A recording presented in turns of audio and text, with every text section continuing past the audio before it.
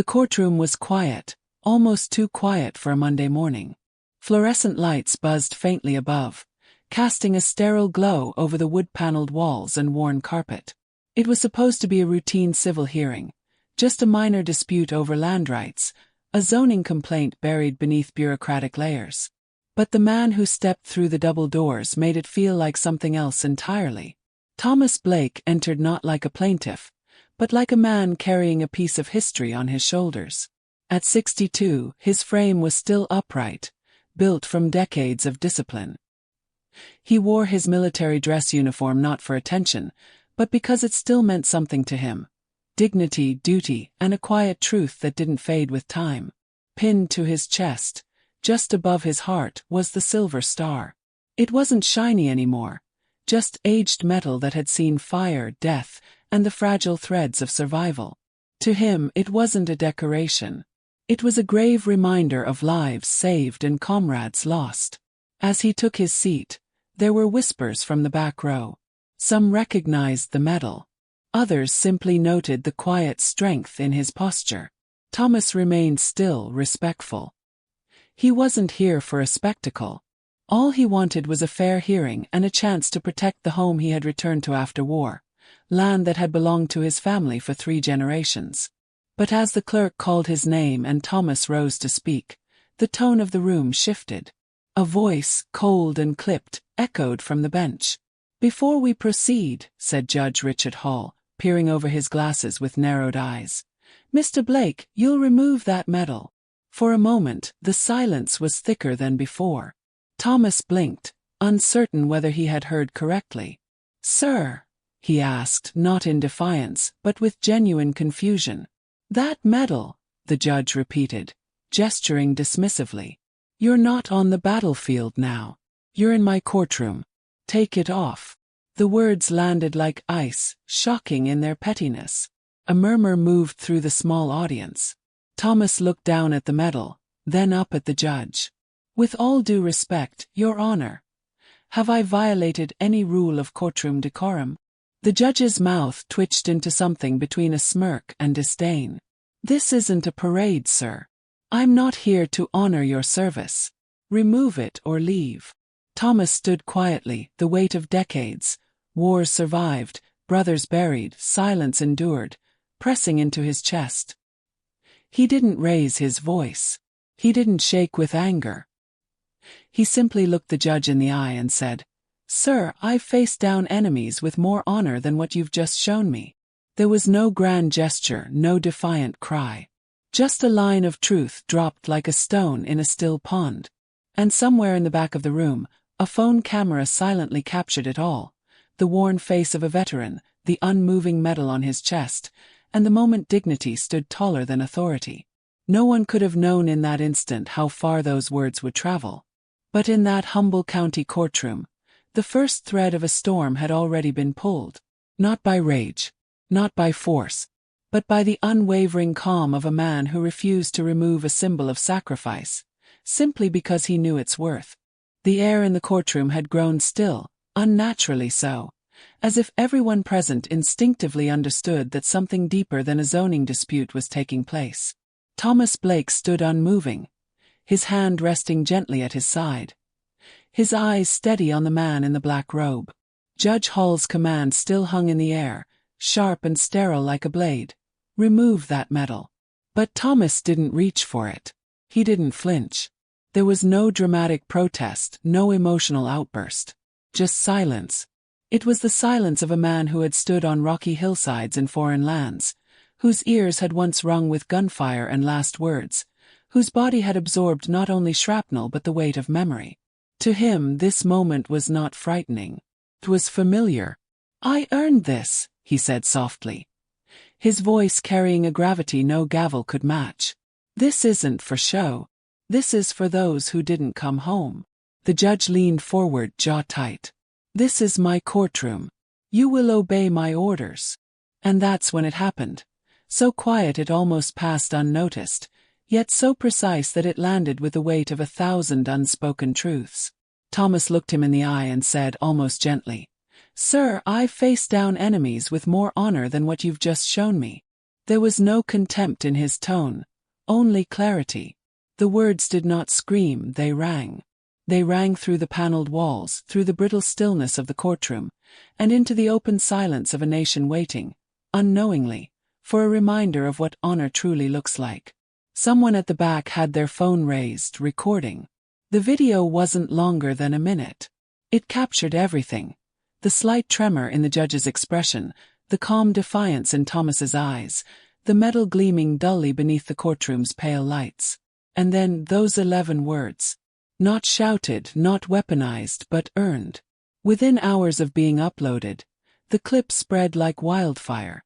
On veterans' forums, it was posted with captions like "Finally someone stood up." News pages picked it up. Hashtags exploded. Hashtag Metalgate. Hashtag Honor the Uniform. Hashtag Stand with Thomas. The video was no longer just a clip. It had become a rallying cry. Retired generals shared it. Gold Star families wept to it. Young soldiers, some never having seen combat, saw in Thomas Blake the kind of strength no training manual could teach. Restraint, principle, composure. Thousands of comments poured in, not just about the incident, but about a deeper wound that many had learned to live with. The quiet disregard of those who served, the diminishing weight of valor in places where it once meant everything. And while the internet raged and headlines multiplied, Thomas remained silent. He didn't seek interviews. He turned down panel appearances. He stayed home, returning to his workshop, where he repaired old tools and rebuilt pieces of his modest land by hand. His refusal to capitalize on the moment only magnified its power. He hadn't spoken to shame anyone. He had spoken to remind everyone. It was not a veteran's pride that shook the public. It was his grace. The world was not stirred by confrontation, but by the sight of a man who held his ground with nothing more than quiet dignity. As the wave of support grew, so did the scrutiny of Judge Hall's past. But that would come later. For now, the country had paused to listen, not to shouts but to silence. To a single sentence delivered not from anger, but from truth. A sentence that lit a fire because it carried the voice of thousands whose stories were never recorded. And at the center of it stood Thomas Blake, unmoved, unashamed, and unwilling to take off a medal that never belonged to the courtroom, but to the battlefield. A medal he wore not for permission, but for remembrance. The wind that began with a whisper in a quiet courtroom became a storm by nightfall. What had started as a minute-long clip of Thomas Blake standing tall in front of a judge now churned across every major platform, like a wave breaking against the walls of indifference that had long stood unshaken. The veteran who refused to remove his medal was no longer just a man in uniform. He had become a symbol, and symbols carry fire. By morning, the video had surpassed 1 million views. Commentators dissected every frame, pausing on the flicker of steel in Thomas's voice, the barely masked discomfort on Judge Hall's face. Talk shows scrambled to feature the moment. Anchors recited Thomas's words like scripture. Even late-night hosts, usually eager for satire, spoke with rare gravity.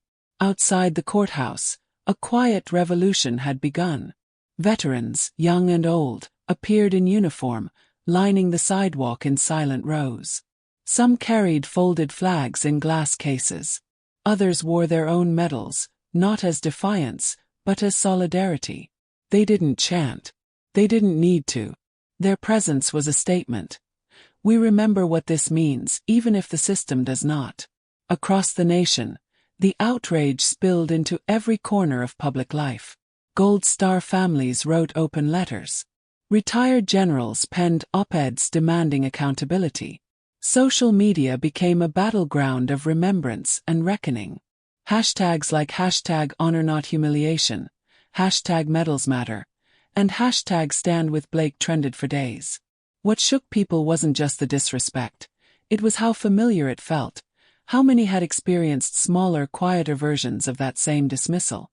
Old court records began to resurface. Stories emerged, quiet at first, then louder, of Judge Hall's pattern of dismissive rulings against veterans. A woman recalled being told to get over it during a custody case when she mentioned her late husband's PTSD. A retired Marine shared that his service dog had been banned from the courtroom despite medical documentation. One after another, threads wove themselves into a larger, darker tapestry of contempt hidden behind procedural coldness. The pressure mounted. The state's Judicial Oversight Board was inundated with complaints. Over 5,000 within 72 hours. Local news turned into national coverage. Journalists camped outside the courthouse. Every appearance by Judge Hall was met with a sea of silent veterans, their backs straight, their eyes unflinching. But amidst the noise, Thomas Blake remained still. He didn't issue statements. He didn't grant interviews. His silence was not passive, it was deliberate. He had already spoken, and the nation had heard. There was nothing more he needed to say. He returned to his land, as always. Repaired an old wooden fence. Watered the small patch of tomatoes he'd planted that spring. When a local reporter found him and asked for a comment, Thomas simply said, "This was never about me.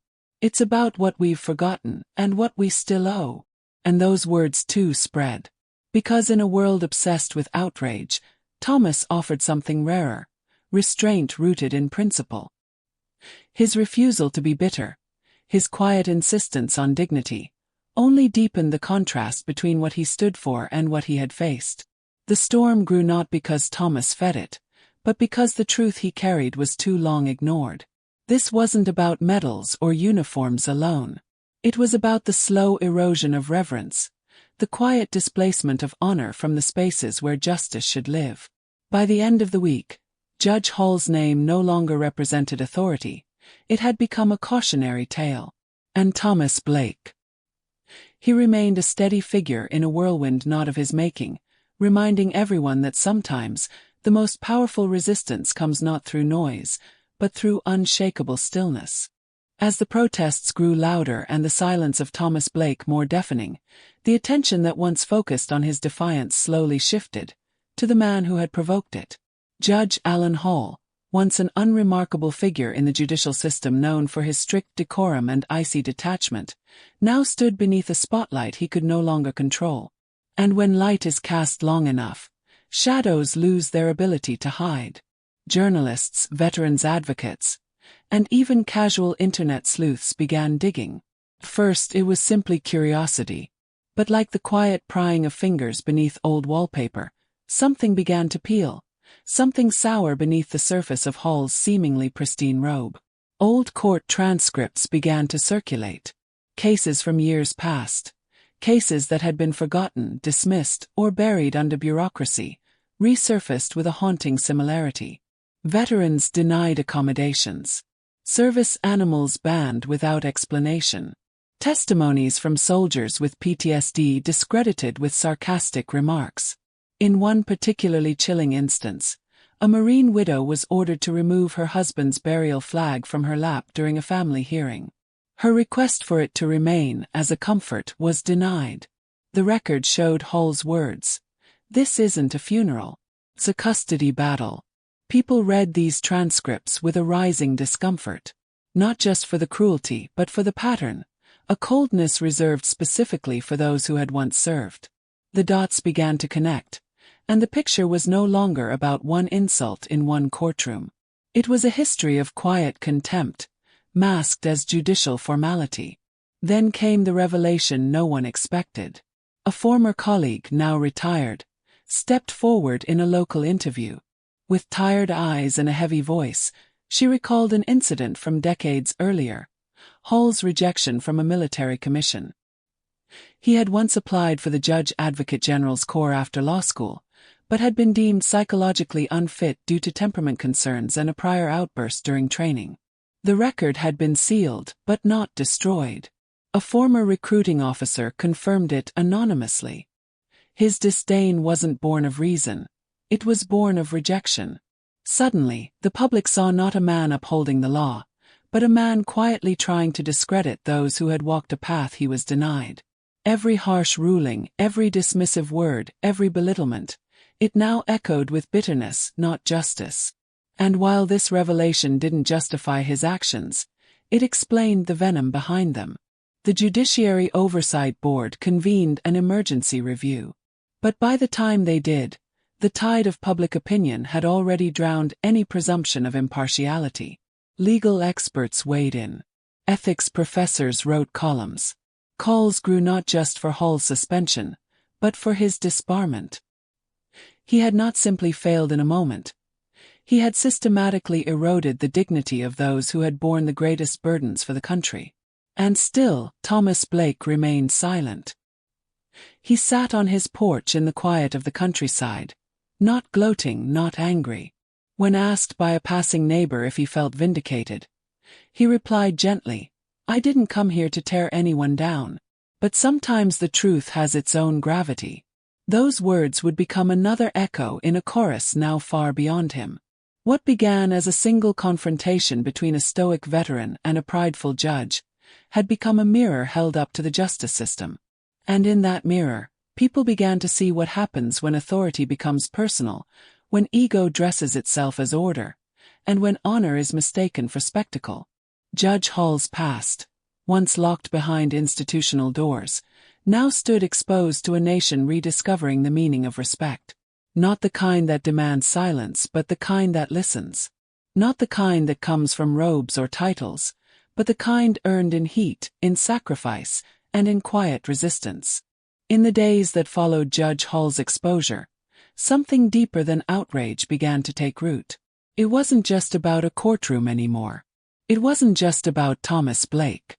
It was about every man and woman who had ever walked back into civilian life carrying invisible wounds, only to be met with silence, or worse, scorn. And from that collective ache, a movement was born. Not loud, not theatrical, but steady, unshakable, human. Veterans who had never spoken up before began to write letters. To their local papers. To government officials. To their own children. Stories long buried. Stories of humiliation in court, of being treated like broken machines rather than people, surfaced with gentle strength. It was as if Thomas's refusal to remove that single medal had become permission for others to finally stop removing their pain, their pride, their truth. In small towns and large cities alike, people gathered not to riot, but to remember. Outside courthouses they stood in silent rows. Veterans in uniform, widows in black, students holding handmade signs with words like "respect is not optional and honor doesn't expire." It wasn't spectacle. It was presence. And presence, when pure, has weight. Community leaders began taking notice. Churches opened their pulpits to veterans. School assemblies began inviting soldiers to speak, not about war, but about peace, about integrity, about coming home and feeling unseen. A high school in Indiana replaced a football game's halftime show with a quiet reading of the Silver Star citation Thomas Blake had received. Not for fanfare but for understanding. And through it all, Thomas remained almost entirely out of view. He declined every talk show. He answered no requests for interviews. When a major network sent a camera crew to his cabin, he simply handed them a note through the screen door. It read, "There are men buried overseas who deserved more than I ever did. Tell their stories first." But sometimes silence amplifies more than shouting. That unwavering humility, that refusal to make it about himself, only deepened the public's respect. Legal advocates began working with lawmakers to draft new court protocols that acknowledged military service with dignity. A bill was introduced in the state legislature to require judicial sensitivity training regarding veterans and trauma survivors. Cross party lines, it passed unanimously. And when the governor finally called Thomas to the Capitol, not for a medal this time, but to witness the signing of the new legislation, he stood at the edge of the crowd, not on the stage. Dressed in a plain shirt, his hands folded in front of him. He nodded only once when the bill became law. Quiet acknowledgement. A job somehow finished. But it wasn't just the law that had changed. It was people. The bailiff who once looked past a veteran now paused and asked, "Are you comfortable, sir?" The young attorney who once rolled her eyes at service dogs now made space beside her desk. The judge who once called courtroom medals a distraction now kept a folded American flag on his bench, not out of nationalism, but out of remembrance. Justice, as it turns out, doesn't always roar. Sometimes it whispers through thousands of small corrections made quietly, but sincerely, by ordinary people who decide to see again what they'd once ignored. And behind it all, like the distant hum of a steady drumbeat, was the memory of Thomas Blake. A man who never raised his voice, never asked for attention. He simply stood his ground, looked injustice in the eye, and responded not with rage, but with the unshakable stillness of someone who had already seen the worst and chosen, again and again, to be better. That kind of courage doesn't headline news for long, but it changes everything it touches. The world eventually moved on, as it always does. News cycles turned their gaze elsewhere. Hashtags faded. The courthouse no longer drew crowds. The legislation bearing Thomas Blake's silent fingerprint had been passed, implemented, and folded into state protocols. Justice, in its most formal sense, had been served. And yet, for Thomas, none of it felt like an ending. Not really. He returned to his quiet cabin on the outskirts of town. No entourage followed him. No cameras waited. The snow had just begun to fall again, covering the woods around his home in a hushed whiteness, as if even nature knew it was time to be still. He opened the creaking door, stepped inside, and hung his coat.